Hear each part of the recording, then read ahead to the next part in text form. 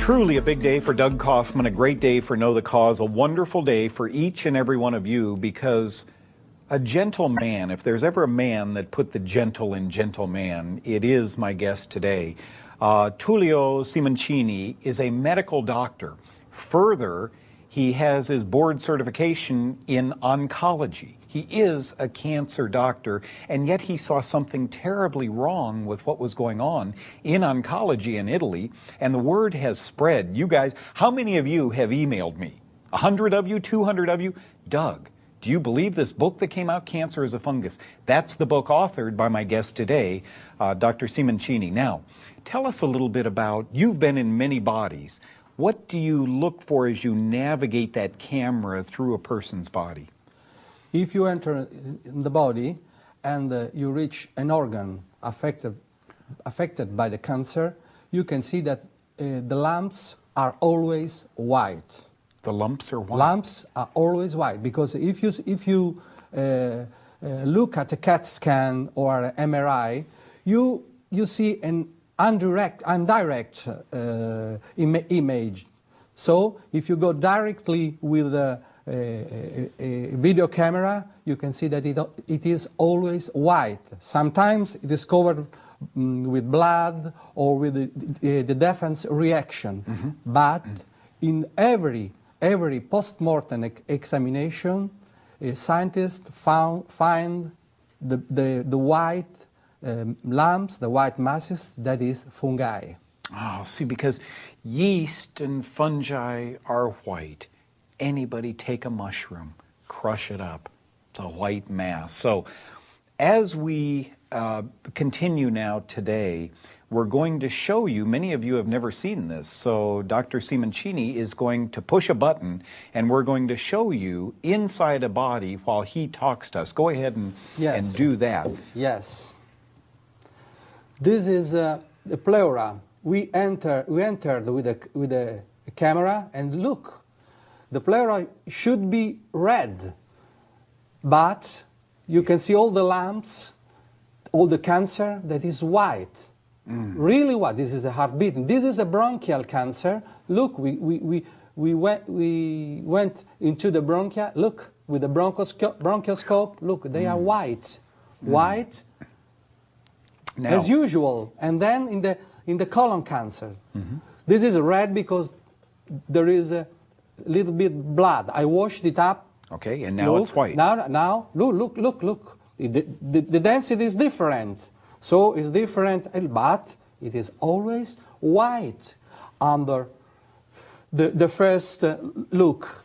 It's always white. And look, after one day treatment, okay. Look, it looks like thrush. Yes. On a tongue, which is yeast. This is the same illness, but here the fungus is on the surface. When the fungus enter in the body, in the depth of the body, it becomes a lump, and the reaction, the invasion and the reaction make the cancer, the lump, the tumor. So we are doing an X-ray, an imaging of some kind, and it looks black. You know, it's a shadowing on the, and so I always thought cancer was black, but this clearly demonstrates that it's not.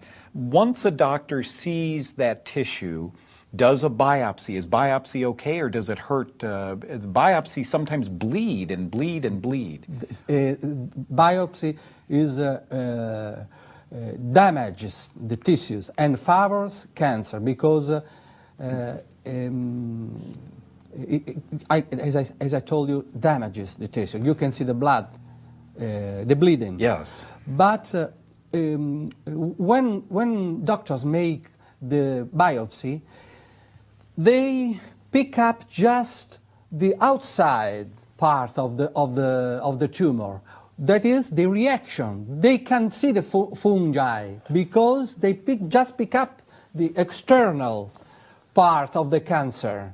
Of course, the prostate. So the histologic examination is a complete stupidity because it shows just the defense reaction, but we don't care to know how the body defends itself. We We have to know what is inside the cancer. Cancer is like a solid abscess. So we have to see what is inside the abscess. Tumors, cancer, are formal descriptions. They don't say anything. Nor do the laboratory reports, because what they have determined, according to you, is what's on the sac. The heart, pericardium. Yeah. You know, the prostate, a sac around the prostate. That's what they're measuring, Yeah. not what's inside the prostate. Now, take a tumor, this patient that you showed us here.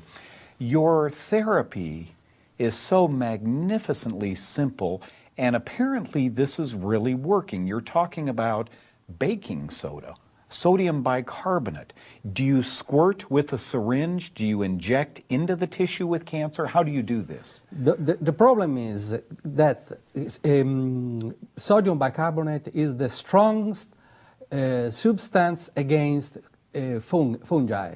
It is an antifungal drug, terrible antifungal drug.